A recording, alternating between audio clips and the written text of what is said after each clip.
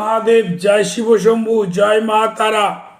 আমি আচার্য ভোলানাথ প্রত্যেক দিনের মতন আজও রাশিফল নিয়ে আলোচনা করব।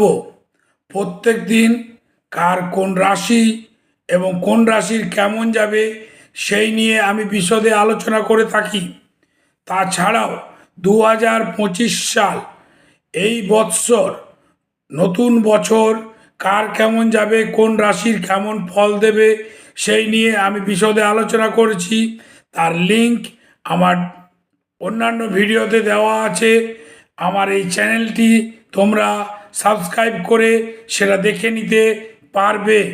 আজ 9ই মাঘ, 23শে জানুয়ারি, বীর পরাক্রমী বিপ্লবী নেতাজি সুভাষচন্দ্র বসুর জন্মদিন। উনি 1897 খ্রিস্টাব্দে আমাদের এই ভারতবর্ষে আজকের দিনেই জন্মগ্রহণ করেছিলেন। এবার আসি আজকে রাশিফল সম্বন্ধে। মেষ রাশির আজ ভাগ্যোদয় ঘটবে। সে আবার স্নায়ু পীড়া দেখা দিচ্ছে। মিথুন রাশির যে সকল জাতক জাতিকা আছো তারা চক্ষু রোগে কষ্ট পাবে।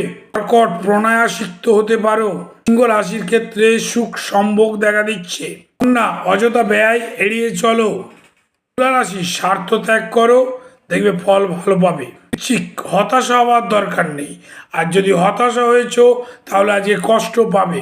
কোনো হতবুদ্ধির সম্ভাবনা হতে পারো। মকর রাশি আজকের দিনে তোমাদের কোনো নব প্রচেষ্টা করো, দেখবে ফল ভালো পাবে। কুম্ভ রাশির আজকে অনিদ্রা দেখা দিচ্ছে।